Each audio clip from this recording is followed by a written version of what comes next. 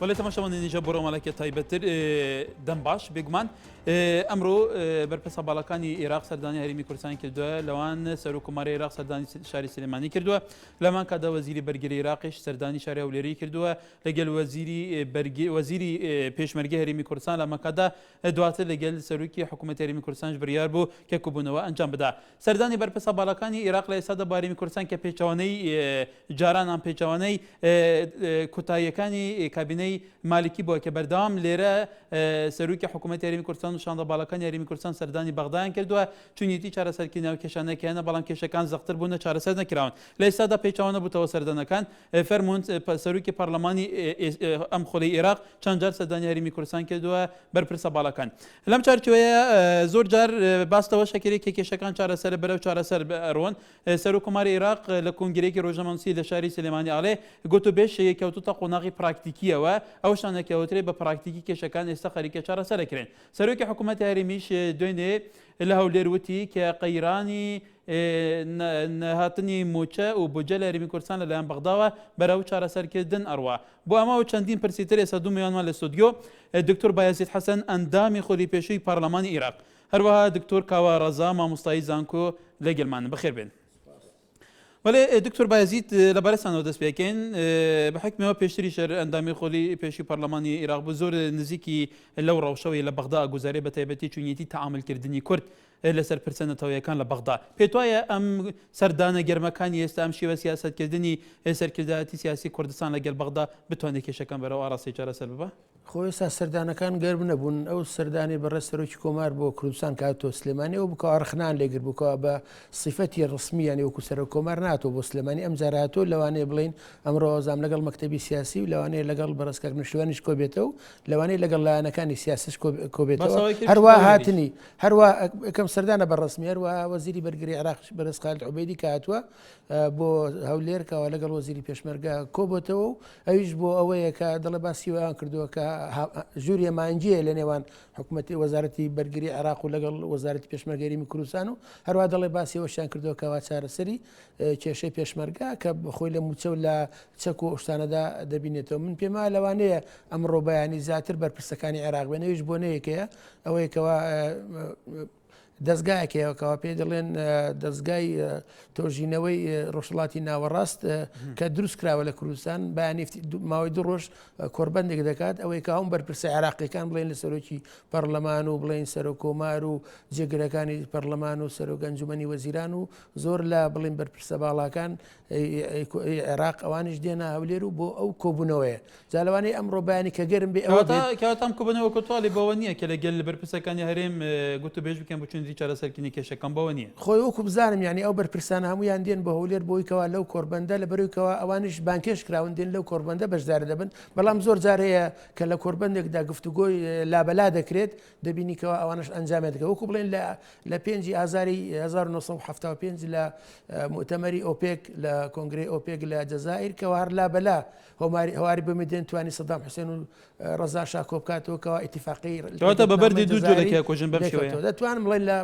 عامەتەن لە پەراوێزی ئەو کۆبوونەوە زەجاری با کۆبوونەوەی لابەلا لە نێوان بەرپرسەکان دەکرێت و یعنی گەڕموگوریت بە پەیوەندیەکانی نێوان هەرێمی کوردستان و لەگەڵ هەرێمی بەغدا بەڵام بە هەموو شتێک من پێم وایە هاتنی بەرپرسانی بەغدا بۆ هەرێمی کوردستان و هەروەها چالاکردنی ئەکتیڤکردنی گفتوگۆ لە نێوانەدا ئەوە بڵێن هەنگاوێکی باشە بۆ ئەو چارەسەکردنی ئەو کێشانێکەوە لە نێوان حکوومەتی هەرێم و بەغدادا هەیە بله دکتور کاوا بگمان مسئله کبونەوە مسئله واژو کردنی اتفاقات لبینی بغداد و هەرێم لەسەر ئاستی حزبەکان بێت لەسەر بچونیتی پێکێنانی حکوومەت بێت چی اتفاقی ناو پەرلەمان بێت تا دوای زۆر کراوە بەدەیان و زیاتر کراوە بەڵام تا ئێستا ئەنجامی نەبووە پێت وایە ئەم کبوونەوەی ئێستا کرێ ئەنجامی دەبێت بە بڕوای من ئەم کۆبوونەوانە هیچ ئەنجامێکی ئەوتوی نابێت یعنی لەبەرەوەی مەزمونێکی زۆرمان لەگەڵ حکوومەتی ناوەندایە و لەگەڵ هێزە سیاسیەکانی عێراقایە لەگەڵ شیعە هەیە لەگەڵ سونە هەیە و ئەمە یەکەمین وەفد نییە و دوایەمین وەفدیش نابێت دێتە کوردستان خۆ دەزانی ماوەی چەند مانگێک پێش ئێستا ئوسامە نجێفی سەرۆکی پەرلەمان و تەنانەت براکەی کە پارێزگاری نێنێوایە و بەشێکی زۆری لە سەرکردە سونەکان هاتنە هەرێمی کوردستان بەڵام ئایا ئەنجامی ئەو کۆبوونەوانە چیان لێ هات ئایا ئەو اتفاقی لە نێوان هەرێمی کوردستان و لە نێوان سونەکانە کراوە کوا نتایج و کوا ئەنجامەکەی بۆ میلەتی کورد نەیبینی و بە تاکید ئەگەر دەیان وەفدی شیعەش بێتە هەرێمی کوردستان ئەنجامەکەی هەروەکەوە بێت کە لەگەڵ سونەکانە بینیمانە لەبەرەوەی عەقڵێتی حکوومەتی عێراقی عەقڵێتی چارەسەرکردنی کێشەکانیەوە لەسای ئەو تموحاتەی نییە و تموحی ئەوەیە کە کات بەڕێ بک زیاتر نەک ئەوەی بێت کێشەکان چارەسەرکەواتە پێچوانەکەی چون نبینی عقلیەتی ئیدارەکردنی ئەو گوت و بێژانە لەگەل لایەنی بەغدا لەلایەن کوردەوە چونێکە دەیتەوە لەلایەن کوردەوە خۆی بەشێکی خەتاکەشەکەوێتە سەر کورد حەقیقەت لەبەرەوەی ئێمە ئەگەر وەفدێک بێ یەکسەر سەیرەکەی لەو فشارە دەرونی لەو فشارە عاتفەی کە هەمانە زۆر جارکە داوای کۆمەڵە شتەکەن وەکو فشارێک لەسەر بەغدا بۆ نمونە ڕاگەیاندنی دەوڵەتی کوردی یا بۆ نمونە ناردنە دەرەوەی ڕاگەیاندنی ئابووری سربەخۆی لە ڕێگەی ناردنە دەرەوەی نێوتی هەرێمی کوردستانەوە ئەبینیت ئەم فشارانە هیچیمان لە ژیانی ڕۆژانەیە خود لە بواری پراکتیک تا پراکتیک نەکردووە نەماتوانیەوە بیکەین بە کارتێکی فشاری زەق کە حکوومەتی بەغدا ناچار بکات کە دان بە داواکاریەکانی ئێمە یابنێ چونکە ئێمە لە 2023 هەتاکو ئێستا هەمان ئەو داواکاریانی کە هەمان ئەو داواکاریانە بەبێژ گۆڕانێکی بەسەرات بێ داوای حکوومەتێکی لامەرکەزیەکەین حکوومەتی عراقی بە هەموو توانایە داوای حکوومەتێکی مرکزی جێبەجێ بکات داوای بودجەی پێشمەرگە ئەکەین لە 2023 هەتاکو ئێستاکە دێن جاروتمان نەخشێنەوە لە حکوومەتی عراقی دەوڵەتی کوردی ڕاگەین هەتا ئێستا نەما کردووە مەسایلی کەرکووک و مادەی 140 هەتا ئێستا جێبەجێ نەبووە مەسایلی کۆمەڵی مادەی دەستوری لەسەر سەلاحەتەکانی سەرۆکۆمار و سەرۆکوەزیران و وەزارەتە کوردەکان و بێدەسەڵاتی وەزارەتەکان و هەروەها کەم تەرخەمیاندان پەرلەمانەکان هەتا ئێستا نەماتوانین وەکبیست ئەو داواکاریانە جێبەجێ بکەین بەڵێکەمە بکەینە بەشێک لە پرسیار بۆ دکتۆر بایزید حەسەن کە خۆشت پێشتریەکی بوو لە بەرپرسە کوردەکان لە بەغدا گلەیی لە ئێوە هەیە کە ئێوە بوو تا ئێستا کێشەکان کەلاکە بوون لەسەر یەکتر ئیرادەیەکی بەهێستانە بۆ بچارەسەرکردنی لە کاتێکە زۆر وەڕاقی زەخت بەدەستی کورتە بووە کاکە مەسەلە ئەوە نییە ئێمە نەمانتوانێت کێشەکە هەڵکەین لەبەرێک ئێمە لە پەرلەمانی عێراقیش ئێمە لەوێ کەمینەین تقریبا ئێستا بڵێن 62 کورسیمانەیە تۆ مقارنێکە بە 328 کورسی یعنی هەر یاسایە کە بتەوێت لە پەرلەمانی عێراق دەری شوێنی یان دەنجی بۆ بدەی کە بە لە بەرژەوەندی کورد بێت تۆ دەبێت لەگەڵ لاەنە سیاسی لەگەڵ سونەکان لەگەڵ شیعەکان قسەکەی بۆی کەوا دەنجی پێویستی بۆ پەیداکەوی بۆی کەوا ئەو یاسا بڕوە هەروە لە ئەنجومەنی وەزیران ژوە ئێستا لە ئەنجومەنی وەزیران ئێستا ڕژنووسی ئەواندا ناو پەیڕەوی ناوخۆی ئەنجومەنی وەزیران ئەڵێ کورد لە سابیستی دەنگەکانی هەیە لە کاتێکدا لە ئەنجومەنی وەزار بڕاک دەرچێ نیوە زایدێکی پێویستە یان لە پەیڕەوی ناوخۆی ئەنجومەنی وەزیران عێراقدا هاتووە دەڵێت بۆ مەسلەی گرنگی ئەوەی کەوا پەیوەندی بە سەرۆری عێراقەوە بەیان بۆ کێشەی زۆر گرنگ ئەوە دەبێت لە سا 6 دانکان بێنێ کوردیش لەوێت لە سا 20 لە پەرلەمانی عێراقیش کە تەماشاکەین بڵێن ئەمە لە 328 کورس 120 بخۆی بەکارێن ئەو 120 لە ناو کووردا ئەبێتە 100 نزانم چند و چەندە بەشە بێ تۆ هەر لە پەرلەمانی عێراق هەر یاسا کورد پێشکەشیکە ئەوان ناڵێن ئێمە نایکەین ڕەفزی دەکەین لانیشی ئەو سونە بەڵام ئەوەندەی شت بۆ زیاد دەکەن بۆ یاساکە وا لێ دەکەن تۆز دەرەتکەی بەرژەوەندیوان بێت ئەوەیە مەسلەکە ینی کورد لە بەغداش تۆ سابکەی لە پەرلەمانی عێراقیش ئێمە کەمینەین هەروە لە ئەنجومەنی وەزیرانیش واین بۆیە دەبێت شتەکان هەمووی بە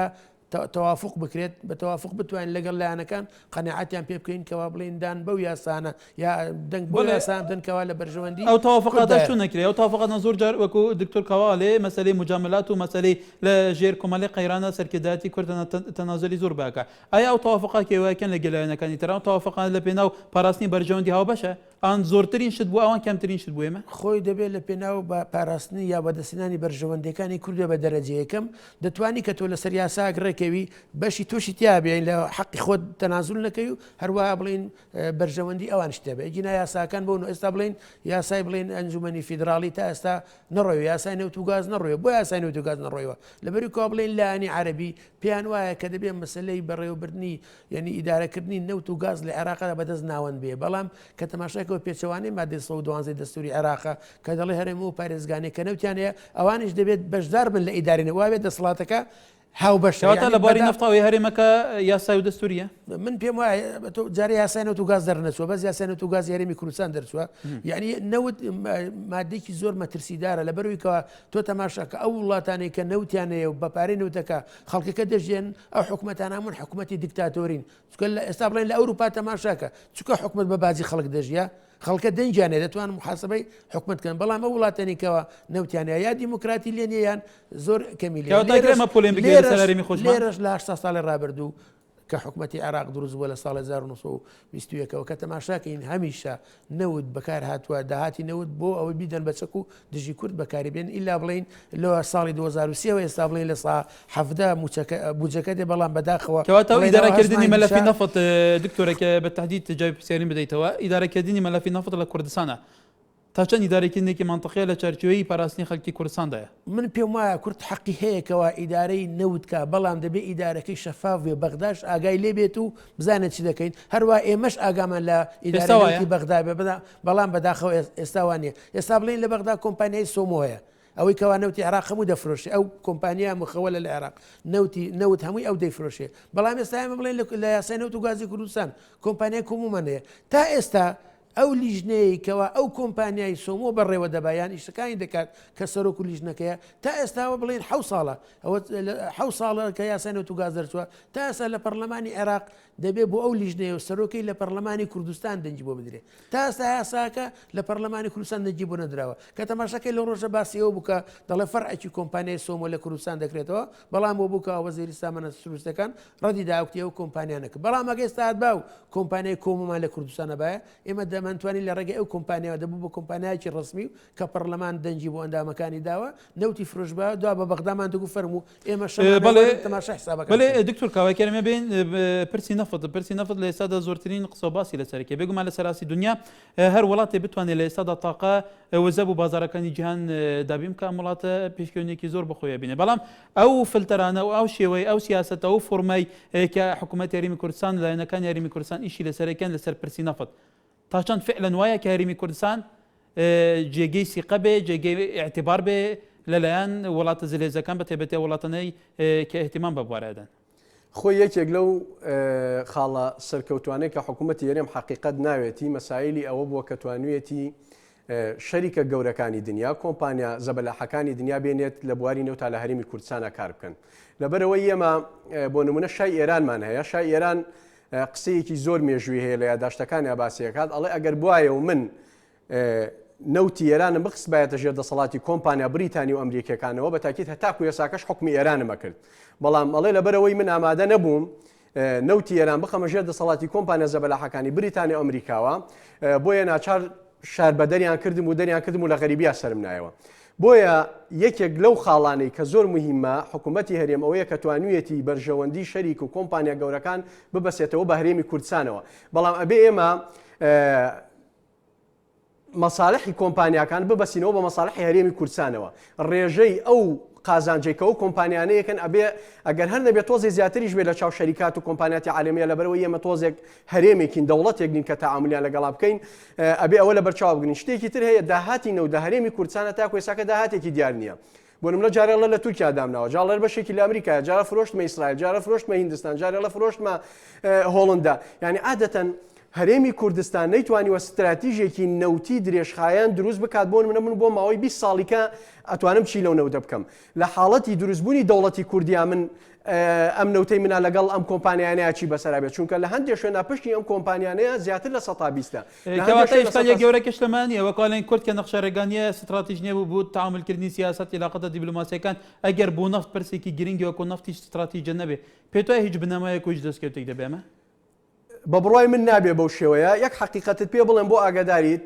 کۆمپانیایەک سۆمەبیل لە منطقەی مەخموری شەکات هەتا ئەو دقەی بۆ نمونە داعش نەگەیشتە منطقەی مەخمور ئەبینی فڕۆکەکانی ئەمریکا ئەگەن لە دەرەوەی سیاست من نازانم چی شتێکی ترکراوە بەڵام هەتاوەکو نەگەیشتاوێ مەترسی لەسەر کۆمپانیای ئۆکسنمۆبیل دروست نەبوو تایارەکانی ئەمریکا قەسفی داعشیان نەکرد بۆیە ئۆکسنمۆبیل لە هەر شوێنێ بێ و کۆمپانیای تۆتال لە هەر شوێنێ بێ و کۆمپانیای شیفرۆن لە هەر شوێنێ بێ بە تاکیدە وڵاتانە لەوێن چونکە ئەم کۆمپانیایانە ئەو وڵاتانە ئەبەنە ڕێوە تەنانەت زۆرێک لە مؤسساتی علامی زۆرێک لە مؤسساتی ئیداری ویلایەتە یەکگرتووەکانی ئەمریکا فەڕەنسا بریتانیا لە کاتی حملەی انتخاباتە زۆرجار ئەمان پشتگیری هەر سەرکردەیەک بکەن ئەو دەرەچێت لەبەر ئەوەی حکوومەتی هەرێم ئەگەر بێت و طبعا من مەبەستم لایەنە نەتەوەیەکەی ئەگەر بێت و تەختیت و پلانێکی مهمی گرنگی نەتەوەی هەبێ بە تاکید دەتوانێت نەک ئەو کۆمپانیانە بێرێ لە هەرێمی کوردستان پارێزگاری لە بەرژەوەندی باڵاکانی هەرێمی کوردستان بکەن بەرکو ئەتوانێت پشتگیریەکی زۆر مهمی ئەوە بن کە کورد داوای هەشتێکی تر بکات لاریان نەبێلی بەڵێ دکتۆر بایەسێکێک لەبەر سەباڵەکانی هەرێمی کوردستان پێشتر بەیاننامەی بەڵاوکی دوتەوە باستەوەکە کە یەکێک لە سیاسەتە سەرکەوتەکانی هەرێمی کوردستان ئەو بوو کە کۆمەڵی کۆمپانیە زەبەلاحی دنیا وەکو ئێکسۆن مۆبیل و کۆمپانیا پاڵکێشی کوردستانکی کە لەسەر ئەم ئەساسە ئەو وڵاتانە بە تایبەتی ئەمریکا وڵاتانی تر دێن ئێمە ئاپارێزن فعلا لەمایە حکوومەتی هەرێمی کوردستان توانی سەرکەوتو بێ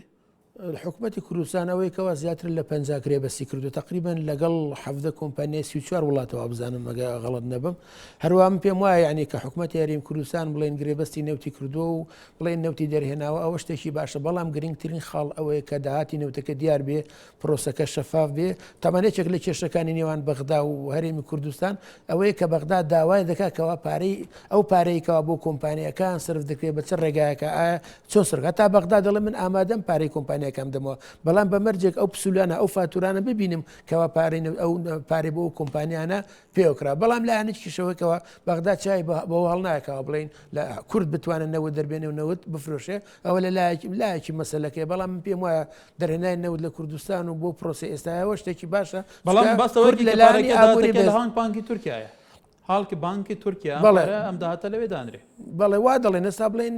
کاکە بڵێن لە کۆمپانیای سۆمۆکان و مانجە نەوت دەفرۆشی ڕۆژ بە ڕۆژ چەند نەوتی فرۆشتووە پارەکەی چەندە و لە سا پێنجی لە دەیگەڕێتەوە ئەوی کەشی دەچێتە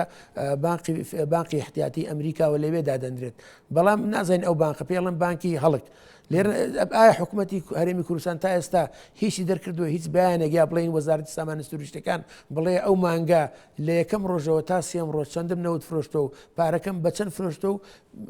داهاتەکەی چەند بووە و چەندی لەو بانقەیە ئێستا بەداخەوە کەس نازانێ یعنی یەکێک وە بزانام لە یەکێک لە ینی ئامانجەکانی گۆڕانیش ئەو بووکەوە بڵێن دەستی حیزب لە زۆر مؤسسەکان حکومی بێتە دەرێ بۆی کەوا بتوانێت ینی وا بکرێن بە کوردەکەی نەوت بە نیشتیمانی بکرێنی مڵکی لایەنێکی سیاسی نەبێ بەڵام ئیشاڵە لا داهاتوو بتوانین ئەوە بکەینەوە شتێکی باشە شتێکی باشە داهاتوودا بەڵێ ئێستا تقریبان ئێستا هەوڵەکان نیە هەوڵەکە هەوڵ نەبووە من پێم وایە هەوڵێ لان ئێستا بە تایبەتی لان گۆڕانەوە کەوای لێ بکرێ بڵین وەزارەتی نەوتی جا وەزارەتەکانی کەژیانی بکرێن بە وەزارەتی نیشتیمانی بە کوردەکە این لە دەستی حیزب دەربێنەوە بکرێنە وەزارەتی شووە هەموو کەس دڵی بخۆش بێت هەروە وەزارەتەکانی هەموو کەس بێ خەڵک لە وەزارەتەکان لەسەر تەشکیل حیزبی و یا شتانە دانەمەزرە بەڵکو لەسەر کەفاعەت و لایەتی و شارەزایی ئەو کەسە بێ لە پۆستە ئیداریەکانی یاوەکو بڵێن بەڕێوەبەری گشتی بێ یا وەزیر بێ یا وەکیل وەزیر بێ دامەزرە من پێم وایە ئەوە باشترین چارەسەرە بۆی کەوا تۆزکەیکەوە هاوڵاتی ئەو نیشتیمانی بەشت بە وڵاتەوەیە نەک بڵێ ئەوە فلان حیزب بۆ خۆی دێکا و با بچن بۆ خۆیان دیفاع لە کوردستان بکەن وەڵێ کەواتە دکتۆر کاوەوەکو دکتۆر بایەزیدی شوتی باسی دەستی حەزب کرد بێگومان لە ئێستادا تا ئێستا لە کوردستانە وەکو وڵاتە پێشکەوتنەکان تا ئێستا سنتەرێکی لێکۆڵینە استراتیژی نیە تا ئێستا خەڵکی ئەکادیمیسیان خەڵکی پسپۆرەکان ئەو خەڵکانی تەجروبە حتا لە سیستەمی حکومڕانی مەسەلەن پەرلەمانتاری هەنەیە بێنن ئیسیفادە لە توانەکان لە تااقەتەکانیان بکەن بۆ دەستنیشانکردنی سیاست و بەڕێوەبردننی ئاراستەجیەکانی وڵات حتا ئەڵێن سیاستی بەڕێوەبردننی ئەم وڵاتە لە چارچوەی مەزاجی کۆمەڵێک سەرکردە و کۆمەڵێک حزبی تهدیدکرا و بەڕێوەچێ بخۆی ئەمێشکا لە گەورەکە نییە کە تا ئێستا سیستەمێکی وارێک و پێی نەدێنراوە کە کێشەکانە ریشتن بکە قەیرانەکان بێن ئەم قەیرانە کەمترین زەرەر بۆ خەڵکی کوردستان لێ بکەوێتەوە خۆی زۆربەی زۆری وڵاتانی دنیا عادەتەن چەندین ناوەندی توێژینەوەی زۆر گرنگیانەیە لە بوارە جۆر بە جۆرەکانە بۆ نمونە بینی یەکەمین ڕاوێژکار کە ئۆپاما لە دوای هاتنە سەر حکوم کە داینە ڕاوێژکارێکی علمی بوو داینە بەڵام لە وڵاتی ئێمە یا حقیقت ئەگەر هەش بێ ینی ئەو دیراساتانەشی کە بیکە حکوومەتی احتیمادی ناکاتە سەر لەبەرەوەی لە احتیمالە ئیمانی بە ئەو توێژینەوانە نەبێکە ئەکرێ ئیمانی بەوانە تەنانەت لە مەجالی نەوتیشە تۆ هەندێک جار بۆ ئەوترێت تەنمەی مستەدامە تەنمەی مستەدامەوەتە ئەگەر تۆ بۆ نمونە لە مەجالی نەوتایە لە مەجالی زراعەتایە لە مەجالی هەر مەجالێکی ترایە لە مەجالی خاکایە ئەبێت تۆ بێی تەختیت و پلانێک یان توێژینەوەی جۆراوجۆر بکەی بۆ ئەوەی بۆ نمونە من ئەو نەوەی کە 50 ساڵی تر لەدایک ئەبێ حەقی لەم نەوتە و لەم وڵاتە و لەم خاکەشە هەیە بەڵام بەداخەوە لەبەرەوەی لای خۆمان توێژینەوە نییە بۆ نمونە بزان ئەم نەوتە بەشی چەند نەکات و بەشی چەند نەوەمانەکات لەبەرەوەی تەختید نییە بۆ نمونە حرەکەی معماری لە هەرێمی کوردستانە بۆ 50 ساڵی تر چی لە نەوەکانەکات لەبەرەوەی تەختید و پلانمانە ئایا ئاو بەش چەند ساڵی تری ئەم هەرێمی کوردستان ئاکات بە تاکید ئێمە ڕوبەڕووی قەیران و کارەساتی زۆر گەورەتر ئەبینەوە وەکۆی کە یەساکەتی یان حقیقت کە حکوومەتی هەرێم ئەتوانم بڵم لە نیمچە هەرسێکی ئابوووریایە چونکە زۆربەی زۆری مەخزنەکان هیچی تیانە ماوە سەر ڕای موچەی فەرمانبەران بۆیە ئەگەر ئێمە بەم عقلێتەوە ئیشکەین و بە میزاجی شخصی ئیشکەین و بە میزاجی حیزبایەتی ئیشکەین بە تاکید هەموو ئەو دەستکەوتانەشمان هەیە لە دەستیەوە کەواتە هوی یەکێک لە بەرپرسەکانی حزبێکی شیعەیە کە پێشتر سەردانی سلێمانی کرد بوو باسی ئەوەکە کە لە 2009 تا ئێستا هەرێمی کوردستان نەفتە فرۆشێ لە ڕێی تانکەرەوە و ئێستا لە ڕێبوڕیەوە و کۆمەڵێکی مەسادری داهاتی تر هەیە گەوامەرکێ و نەزانم چی داهاتی ناوخۆ زەریبات هەیە ئەڵێ چون ئەبێ چەند مانگێک حکوومەت نەتوانێت موچەی مازفەکانی دابین بکە پێت وایە حکوومەت ئەیتوانێت کرد بە شێوەیەک سیستەمێکی ئیداری ڕێکوپێکە باوکو تواڵی بە بڕای من نەک ئەیتوانی بگرە لێشی زیادە بوو چونکە ئێمە وەزارەتی شارەوانیمانەیە دەخلەکە هیچی کەمتر نییە لە وەزارەتی نەوتێک کێسەنەوە دەنێرێتە دەرەوە وەزارەتی ناوخۆمانەیە دەخلەکەی هیچی کەمتر نییە حقیقەتت پێ بڵێم ینی ناڵێن بەو ڕێژەی وەزارەتی نەوت بەڵام هیچی کەمتر نییە لە دەخلی وەزارەتی نەوت ئەو هەموو زەریبات و ئەو هەموو خاڵە گومرگیانەی کە هەمانە کە ڕۆژانە بەدەیان و سەدان چەند ش دەچێتە دەرەوە ئەوەندە ژێتە ناوە بە تاکی دەمەگەت تەختیتێکی باشمانە بواە و مانتوانێت استراتیژێکی نەتەوەی مهم دابڕێژین نەک ئەمانتوانی موچەی فەرمانبەران دابین بکەن یا موچەی وەزارەتە پەیوەندیدارەکان دابین بکەن بە تاکید ئەمانتوانی لەو پارێژ ئیسtismار بکەین و ئەو کلێنانی کە هەمانە پڕی بکەینەوە و نەچینە ژێرباری داواکاری و مەرجەکانی حکوومەتی ناوەندەوە بەڵکو ئەو بەهاتبایە بۆ لای ئێمە بەڵام بەداخەوە ئێمە لەبەرەوەی استراتیژیەمان نەبوو لەبەرەوەی پارە جۆرێک لە پشوبڵاویتیایە لەبەرەوەی پارە بە تەختیت سەرف ناکرێت ئەم کۆمپانیا بە کەیفی خۆی پارە ئەبە ئەو کۆمپانیا پارەیە درێتێ ئەو کۆمپانیا سلفەیە درێتێ ئەو کۆمپانیا نایرێتێ ئەم مەشروعی خەیاڵی دروستەکرێ ئەو مەشروع جێبەجێ ناکرێت بە تاکید دەمانە هەمووی دەرەنجامی خەتەرناک کەواتە دکتۆر بایزید سەرنجی تۆ لەسەرەوە کە لە کوردستانەوەکو دکتۆر کەوالێت ئێستا تەختی نییە پلان نییە پلان استراتیژی نییە پلانی دوورمەودانیە بچوونیەتی ئیدارەکردنی وڵات بە تایبەتی پرسی مەسەلەی ئابووری ئەو هەموو داهاتەنێ لە ناو وڵات هەیە بەڵام من پێم وایە چاوێکێک لە نەخۆشیەکانی ئەو وڵاتانی کەوا نەوتیانێت تووشی دەبن ئەوەیە کەوا بڵێن ئێستا لە عێراق لەبەرەوەی کا وڵاتێکی نەوتێ لە سەدا 93 بودجێی عێراقی ساڵانی ڕابردوو هەمووی ئەنی بودجێ لەسەر داهاتی نەوتە تەمەن کوردستانی شەروایە ئێستا بڵێن لە کوردستان قەیناکە نەوتمانێ بەڵام ئایا کەرتی کشتتوکاڵ لە کوردستان چۆنە بەداخەوە ینی کوردستان وڵاتێکی کشتتوکاڵی حەقە ینی پلانێکی استراتیژی بۆ 15 سال داهاتوو باکەوە کوردستان بەس متمان دەکاتە سەرخۆی کە بەرهەم بەروبوومی کشتتوکاڵ لە دەرەوە نێنێ هەروە بڵێن کەرتی پیشەسازی گەشت و گوزاری بێت گەشت و گوزار بێجگە لەوە لە بڵێن پاڵاوگە ئێستا لە کوردستان بڵێن بنزین کەمەوەی گرام و لیترک بە 900 دینار ئەگەر لە جاتی بڵێنەوە 50 گرێ بەستێکە کردومانە بە دوو پاڵاو گەشتمان لە کوردستان دانابایە ئێمە دەمانتوانیکەوە بنزین بەشی خۆمان پیاکەی لەوانەیە بیشی نێرین بۆ محافەزەکانی کە بەداخەوە یان ئێمە لە کوردستان ئەوەیەکەوە پلانی استراتیژی دوور مەودامان یا بڵێن کوردستان وڵ ئەوکو باس وڵاتێکی کشتتوکاڵیە یاتوانی گرنگی بە پیشسانی بۆیکەوە هەموو متمانەی کوردستان تەنها لەسەر داهاتی نەوت نەبێت یعنی ئەوەژەوە دەگەینێکەوە بڵێن ئێمە پلانی دوورمەودامان نییە بۆ پێشخستنی بەڵام بەم عقلیەتی ئێستا ئیدارەی وڵاتەکە بەم عقلیەتە سیاسی ئێستا وڵات بەڕێوە بە پێت وایە ئەو پلانە دێتە ئاراوە پێت وایە ئەو دەردانەی دەستنیشان کردی بێکە فێلان خۆی هەوڵدا دەرمانی بکە خۆیەوە 20 ساڵە لەسەرەوە عقلەتی هیوادارم عقلە لە ئێستاوە بگۆڕێ ینی بۆ ساڵانی داهاتووە بیرکەنەوە کە پلان دانێن و بۆیکەوە بتوانین ینی پلانێکی وابێ ینی کوردستان بەس متمانەکە سەرنەوت بەڵکو سەر داهات وەکو داهاتی کشتتوکاڵ داهاتی پێشسازی یا بڵێن گەشت و گوزار و ئەوانە بۆ مەسلەی think تانکیش کە نازان بە کوردی بار پێڵێن think تانک بەەوە وەکو بڵین ئەوەیە ڕێکخراوەیە لێکۆڵینەوە شتێک ئێستا بڵین ئێران بەدایان ڕێکخراوی وایە ڕێکخراوی لێکۆڵینەوە یا بڵین ئەمریکا بەدانی هەیە ئەو ڕێکخراوانە چ دەکەن بڵین ئەو لە وڵاتانێک ئەو لە وڵاتانێکان یەکەم بڵین کۆڕ و کۆربەند دوشتی وا دەکەن لەسەر مۆزوعێکی معەن دوایە ڕای هەموو بەشدار بووان کۆ دەکەن و ئێگەنە راپۆرتک و دەیدەن بە بڵین وەزارەتی دەرەوە بیان ئەو وەزارەتی لە کوردستانە باوە لە کاتێک کەس چەندین زانکۆیە بەڵێ لە بەسا خەریکە بەیانیەنی ئەوە ئەوێک دامەزراوە بڵین پەیمانگایکەوە پێ دەڵێن میدل ئیست ریسێرچ ئینستیتیوتکەوە پێ دەڵێن پەیمانگای ڕۆژهەڵاتی ناوەڕاست بۆ لێکۆڵینەوەکەوە بزانبانی دەکرێتەوە بۆیە بە کوردستانە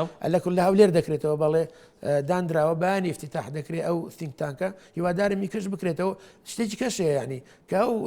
پەیمانگانەی کە بڵین لێکۆڵینەوەی سربەخۆ ئەگەر بشکرێنەوە ئەگەر حکوومەت ئیسیفادە لە بۆچوون و ڕاکانیان نەکە بەڵام زۆر کەسەیە زۆر کەسی ئەکادیمیان هەیە وەکو وارستان ئەڵێن زۆر جار پرۆپۆزال پێشنیارمان دەتا حکوومەت لەسەر ئاراستە جیاوازەکان ئیسیفادە لێ نەکراوە لەوێ خەوێنراوە. آخر لەبەرەوەی کەوا بڵێن ئەوانەی بەرپرسنەوەکو بڵێن مدیر عام و ئەوانە کە تەماشاکەین یان بڵێن کوڕی خوشکی مەسئولێکە یا خزمی مەسئولێکە یان بەهۆیەکەوە دانراوە لەو پۆستە و کە هیچی لێ نازانێ و ئەوە زیان بە هەموو شعبی کوردستان وەروە زیان بە خەڵکەکەشی دەگەێنێت و هەروە واز دەکە کە ئەو مؤسسەی ئەوی تێدایە دوا بکەوێتەوە. کەواتە ئیشکالەکە ئیدارەکردنی وڵاتە ئیشکالێکەوە نییە کە حکوومەتی رابط و قەیرانی دروستەکان چی دروستەکە. یعنی عقلەتی بە حیزبیکردن لە ئیدارەی حکوومەتی هەرێمی کوردستان لابەری قەی ناکە بڵین هەندێک بڵین پۆستی وەزیر ئەو پۆستێکی سیاسیە هەچی لەسەر بێ لە وڵاتان بەڵام وەکیل وەزیر لێ بەولاوە هەمویان دەبێت پسپۆر بن لەو وەزارەتێکەوە ئەوی تێدایە. بەڵێ دکتۆرکەوە مەسەلەی بە حەزبیکردن لە وڵاتی هەرچەندە تەوەریمە زیاتر لە سەیلاقاتی هەرێم و بەغدا و بەسەوەش پرسێکی لەوە وەکو دکتۆرەڵێ ئەمە دەردێکە بخۆی لە چونیەتی ئیدارەکردنی وڵات. مەسەلەی بە حەزبیکردنی هەموو ئاراستەکانی وڵات ئەمە بێگومان گلەیەکە کە لە هەموو ئاراستەکانی جیاوازی وڵات بە حەزبی کراوە. پێشتر ئۆپۆزیسیۆنێکە بۆ لە کوردستانە بانگی شێوانە کرد کە ئێمە هەموو دەردەکان ئەزانین ئێمە بچینە دەسەڵات ئەم دەردانە تیمارەکەین دەرمانەکەین و ئیترکێشە نایلین بەڵام ئەوانی چوونە حکوومەت خەڵی گلەی لەوانی شەکە کێشەکان نەک چارەسەر بوون بەلکو زەختر بوون. خۆی هاو ڕێجانەزانین چیە مشکلەکە لە بە حیزبیکردن نییە حقیقەت چکە خۆی حیزب بۆ دروستە بێ بۆ ئیدارەی وڵات بگرێتە دەست مەسەن ئەم حیزب بەڵێ من باشم بەرنامە و پرۆگرامی تایبەت بەخۆی هەیە خەڵک دەنگی پێیاچێتە سەر دەسەڵات بەڵام کە چووە سەردەسەڵات نابێ حیزبایەتی بکات لە هەنێ ڕۆوە مشکلەکەی ئێمە کێشەکە ئەوەیە بە شخصیکردنی ئیدارەکردنی وڵاتە واتە بە میزاجی شخصیە جوڵێنەوە ئەمڕۆ وەزیرێگێت هەیکەلی کاملی وەزارەتەکەی ئەگۆڕێ لەسەر میزاجی شخصی خۆی هەموو ئیشی وەزارەتەکەی تر ڕەفزەکات ئەمڕۆ مدیر عامەیە هەمووی ئەگۆڕێ ئەوەی تر ڕەفزەکات ئەمڕۆ دەسەڵاتێگێ دەسەڵاتەکەی تر هەموو ڕەفزەکات و بەڵام ڕەفزەکە لەسەرەوە کە ئەوە حەزبێکی ترە هەموو حەزبەکان و کەسوکاری خۆی ئەوەی نزیکی بۆ لەبەرەوەی بۆ چوون و دیدگایەکی نەتەوەیی نییە بۆ نمونە ویلایەتە یەکگرتوەکانی ئەمریکا بۆچی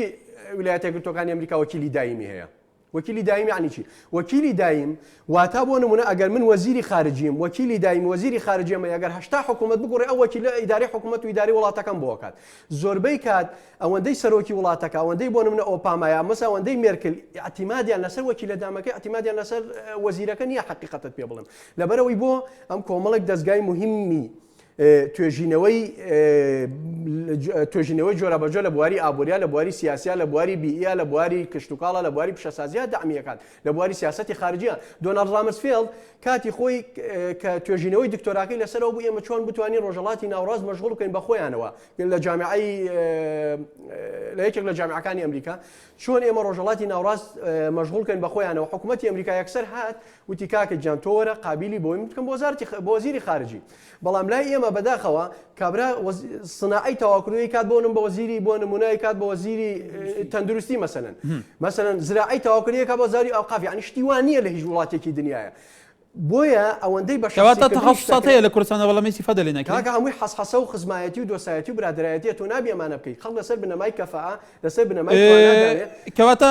دکتۆر ینی سەرمایە مرووی لە کوردستان هەیە کە بتوانێت ئەو کە جیاوازەکان بە پێی اختصاصە جیاوازەکان بەڕێوە بە بەڵێ زۆرمان هەیە سەرمای مرۆی زۆر بڵێن پسپۆرمانەیە هەیە بڵێن دکتۆرامانەیە شارەزامانەی لام و بارەکان بەڵام بەداخەوە ئەیەکێک حیزبی نەبێ یان خزمی مەسئولێکی شتێک نەبێ ئەوەش ئەشکالێکی گەورەیە بەڵام شتێکی کەش باغەدرش لە ئۆپۆزیسیۆن نەکەین ئێستا بڵێنەوە گۆڕان 4-5 مانگە چۆتە حکوومەتەوە تۆ تا 2 ساڵی کە تەماشاکە یان 4 ساڵێکە بڵێن ئەگە بێت و گۆڕان ناتوانێت گۆڕانکاری لە ئەسلوبی حکوومەتی هەرێمکە یان مانگیش کەم نییە نا زۆر کەمە بەداخەوە ینی ئێستا من پێم وایە ینی تۆ تا 2 ساڵێکە یان 4 ساڵی ترکە ئەو حکوومەتەیەکەتەوە دەبێت ئەبێت تەماشاکە ئیمزاین ئەگەر کردیوانێتی کە زۆر گلەی لە داهاتی ناوت کە بۆ ڕایگەشی ئاشکرا بکە کە وەزیری ئابووری لە گۆرانە بە خەڵکی کوردستان بڵێ فعلا داهاتی ناوت بەم شێوەیە و لە فلان شوێنەوە بەم شێوە تەعامل پێ بکرێت ئێستا ئەو لیژنەی کە دروست بووە لیژنەی باڵای ئەنجومەنی هەرێم بۆ کاروبارینەوەدا وەزیری دارایی تێدا کە سەر بە گۆڕانە ئێستا ئەوان چوونە ئەنقەرە چوونە تورکیاش و ئێستا ئەگەیان لەو باقەیەکەوە چەند پارەی تێدایە من پێم وایە ینی ڕایگەشتی ئاگادار ناکرێتە کە هەمان باسییان کردو بەڵام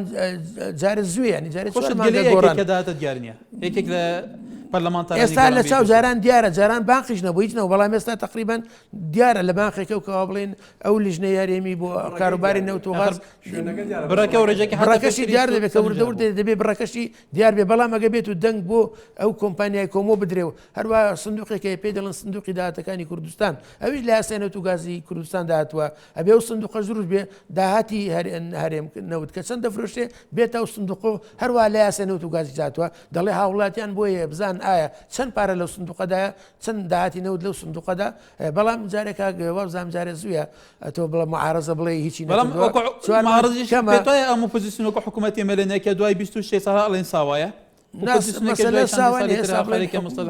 باویش بڵێن حکومت لە مەرحەلەی ساوای دەرچووە بڵێن ئێستا بەڵام بێزگە لەوەش کە ئێستا ئۆپۆزیسیۆن لە حکومەتە ئێمە پەرلەمانمان هیچ گریشەکانی پەرلەمان چاودێریە لیژنەی نەزاهمانەیەکەوە لە پەرلەمانەکان بڵێ ئەوە بەڵام جارە شتەکە زۆر زوویە باجارە بکەوێتە سەر سکەی خۆیانی ئەندێک ئیش بکرێت ئێستا بڵێن وەزیری پێشمەرگە خەریکی خستنەوەی هێزەکانی پێشمەرگەیە کە وەزارەتێکی پێشمەرگە دروست بێ سەر بە وەزارەتی پێشمەرگەی ئەرێم بێ حکومەت ئێرێم نەک بە سەر بە حیزبەکان بۆکو بڵێن ئێستا لیوای هەفتاوەشتا هەیە یعنی وەزام جارێ زوویە بڵین تەقیمی معارەزەی کە چۆتە ناو حکومەتەوە تا 4 ساڵێکە کە دەتوانی شتی باشکاوە بتوانێت بیگۆڕێ ئەوە خەڵک دەنجی بۆدا ئەگەر نەشتوانێت خەڵک دەنجی بۆ نادا. بەڵێ دکتۆر کاوەیەکی لە کێشەکانی تر کە تا ئێستا لە 2023 بە تایبەتی کە نەمانی ڕژێمی پێشووی عێراق کورد لە بەغدا بووە خاوەن پێگەیەکی زۆر ستراتیژی لە دەسەڵات و سەرۆک کۆماری عێراق و چەند وەزیر و پەرلەمان جاران کورد لیستی دووەم بووە لە ناو پەرلەمانی عێراق. تا ئێستاش کێشەکان نەک چارەسەرکراون بەڵکو کەلەکە بوون زۆرتریش بوون زەقتریش بوون قەیرانەکان زیاتریش کاریگەرتریش بوون بوو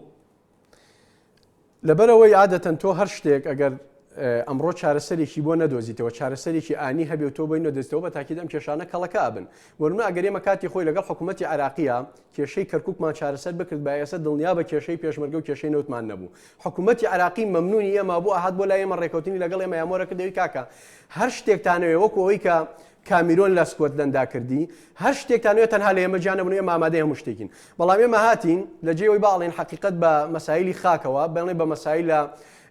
استراتیژیە نەتەوەیەکانەوە ئاڵینە مەسایلی کۆمەڵی پۆست و پلۆپایەوە لە بەغداد و ئەوانەشی کە پۆستەکانیان وەرگرتووە حقیقت لە ئاستی پێویستدا نەبوو چکە ئێمە دەیان وەزیرمان هەبوو هاتاکو ئێستاکە و دەیان بریکە بەڕێوەبەری گشتیمان هەبووە دەیان وەکیل وەزیرمان هەبووە ئەو ئەندام پەرلەمانانە حساب بەڵام لەسەر حسابی کورد بوونە بوو کورتیشیان کردووە ئیشان کردووە ناکرێ بڵێ نیژیشان نەکردو بەڵام ئیشەکەیان وەکو پێویست نەبووە لەبەرەوەی ئەمانش ئەوەندە گۆڕایەڵی ئەو سەرکردانە بوون کە تەوجیهیان کردوون لە هەرێمی کوردستان ئەوەندە خاوەنی کەسێتی خۆیان نەبوون لەو من دڵنیام دەیان ئەندام پەرلەمانەیە دەیان وەزیر هەبووە ئەو ئیشێکە خۆی کردوێتی عەقلی نەیگرتووە بەڵام لەبەرەوەی لێرە سەرکردەیەکی سیاسی یاخود سەرۆکی هەرێم یا سەرۆکی حکوومەتیان بۆ نمونە فڵان وەزیر لێرە تەوجیه کردووە تەواو بکە لەوەی خۆشی ئیمانی پێ نەبووێ بەڵام ناچاری کرد بێ وا بکات لەبەرەوە حقیقت ئەو وەزیرانەشی کە چوونەتە بەغا لێپێچینەوەیەک نەبووە لە ئەدا و ئیش و کارەکانیان ئەگەر لێپێچینەوەیک هەبووە ئەوانی ژیانتوانی دڵسۆزانەتر لەبەرەوەی ئەم کە چۆتە ئەوێ نوێنەری بەڵێ دکتۆر ئەم زۆر فلتەرە وەکو دکتۆر کاوە باسەکە کە ئەو هەموو پۆلە و پۆستانە لە بەغدا بێگومە تو پۆست وەرەگری لە پێناو چارچێیان پۆستەیە خزمەتی خەڵکێکە بکەیت